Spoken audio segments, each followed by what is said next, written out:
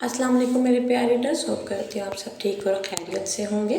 میں کچھ نہیں کر سکتا حوریہ، میں خود بے اختیار ہو چکا ہوں۔ میرا یقین کرو، ہماری زندگی میں جو کچھ چل رہا ہے یہ سب ٹھیک نہیں ہے۔ میرے ساتھ بھی کچھ ٹھیک نہیں ہو رہا۔ مجھے تم سے شادی کرنی ہی نہیں چاہیے تھی، یہی میری غلطی ہے۔ یہ بہت بڑی غلطی کی میں نے۔ میں کسی بھی اور انسان کو زندگی میں شامل کرنے کے قابل ہی نہیں رہا۔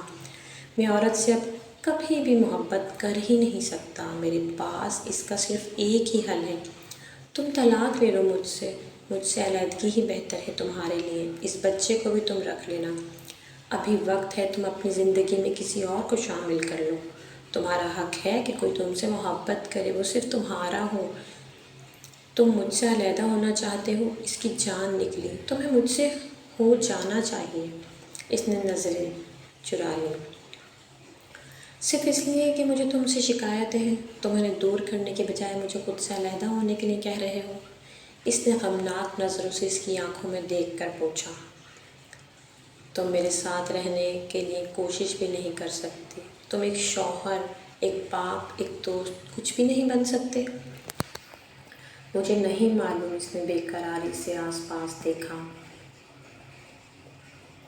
تمہیں کچھ بھی معلوم نہیں؟ جہاں جہاں بات میری آئے گی تمہیں کچھ بھی معلوم نہیں ہوگا۔ ہاں، مجھے کیسے معلوم ہو سکتا ہے؟ کیسے؟ وہ چلایا۔ وہ سہم کر اسے دیکھنے لگی۔ وہ اس سے شکایت بھی نہیں کر سکتی تھی، کیونکہ اس کا انجام اس کی طرف سے شاید علیحدگی کی صورت میں سامنے آئے گا۔ اب ہر بار اس کے سوال کرنے پر وہ اسے علیحدگی کا جواب دے گا۔ وہ اسے کہے گا کہ ہاں چلی جاؤ، اور وہ جا نہیں سکے گی۔ میں نے تم سے کہا تھا مجھے شادی نہیں کرنی کسی سے بھی۔ ہم دونوں نے دیکھ لیا اس شادی کا انجام۔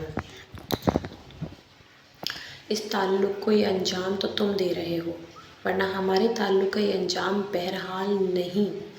انجام تو اچانک سے ہی سامنے آ کھڑے ہوتے ہیں، پھر سب کچھ ختم ہو جاتا ہے۔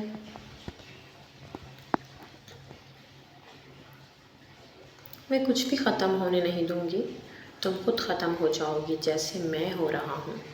یہ بات اس نے اس سے نہیں کی تھی، خود سے بھی نہیں کی تھی۔ یہ یقیناً اس جذبے کے لیے ہوگی جو دونوں کے پاس الگ الگ صورتوں میں تھا۔ ایک کا بڑھتا جا رہا تھا، ایک کا مٹتا جا رہا تھا۔ اس کی اس بڑبڑاہٹ کو سن کر وہ ایک لفظ نہیں بول سکی۔ کیا یہ وہی انسان تھا جس کی اس نے چاہ کی تھی، جو اظہار کے نام پر یہ سب کہے گا، جو محبت کے نام سے ہی جڑے گا، اور اس کو کوئی فرق نہیں پڑے گا کہ کوئی اس کی محبت میں کس قدر غرق ہے؟ شکست خوردی سے جلتی وہ اپنے بیڈ روم میں آ گئی۔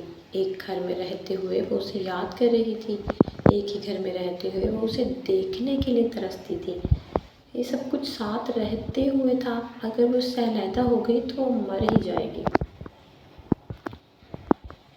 کاش میں مر ہی گئی ہوتی۔ اس شخص سے ملنے سے پہلے اس نے خود کو کوسا۔ اس نے ٹھیک کہا تھا کہ اس کا خود پر اختیار نہیں۔ حسام کے پیدائش سے بھی کچھ فرق نہیں پڑا تھا، البتہ جب وہ چند ماہ کا ہوا تو اس نے حسام کو اپنے بیڈ روم میں اپنے ساتھ سلانا شروع کر دیا تھا۔ رات کو وہ جب اٹھ کر روتا تو وہ خود ہی اسے بہلاتا اور فیڈر بنا کر دیتا۔ وہ حسام کو اس کے پاس لے کر نہیں آتا تھا، اٹھ کر آ بھی جاتی تھی تو بھی یہی کہتا تھا کہ وہ کر لے گا سب، وہ جا کر سو جائے۔ وہ چلی جاتی اور جاگتی رہتی۔ وہ تقریباً اس کا ہاتھ جھٹک دیتا تھا کہ میرے بیٹے سے دور رہو۔ حسام کی دادو چند ماہ ان کے ساتھ رہ کر گئیں۔ وہ چند ماہ ہی بھرم بنائے رکھنے میں اچھے گزر گئے۔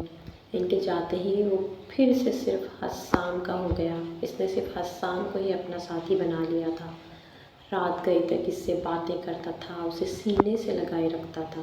ایک رات وہ دیر تک روتا رہا۔ اس نے کئی بار اس سے کہا کہ وہ حسام کو اسے دے دے، مگر اس نے ذرا نرمی سے اس کا ہاتھ پرے کر دیا۔ میں سنبھال لوں گا حسام کو، تم جاؤ۔ وہ اکیلے ہی اسے سنبھالنا چاہتا تھا، وہ اکیلے ہی سب کچھ کرنا چاہتا تھا۔ تم نے خود کو الگ تھلگ کیا ہی تھا، میرے بیٹے کو بھی مجھ سے الگ کر رہے ہو۔ یہ میرا بیٹا ہے اور میں چاہتا ہوں کہ یہ اپنے باپ کے زیر سایہ پرورش پائے۔ اس کا وہی پرانا سخت انداز تھا۔ یہ اپنی ماں کے زیر سایہ بھی بڑا ہو سکتا ہے۔ اس کی ماں ایک عورت ہے، تمہاری ماں بھی عورت ہی ہے۔ میری ماں دنیا کی پہلی اور آخری عورت ہے جس پر میں اعتبار کرتا ہوں۔ اوہ تو یہ بات ہے۔ اگلی سانس حوریہ کے سینے میں گھٹنے لگی۔ اس کا دم نکلنے لگا۔ ہر ماں پر اعتبار کیا جاتا ہے۔ آواز بمشکل نکلی۔ ہاں ماں پر، اور تم میری ماں نہیں ہو۔ تم نے اتنی اذیت ناک باتیں کہاں سے سیکھ لی ہیں؟ حسام کو یہ باتیں مت سکھا دینا۔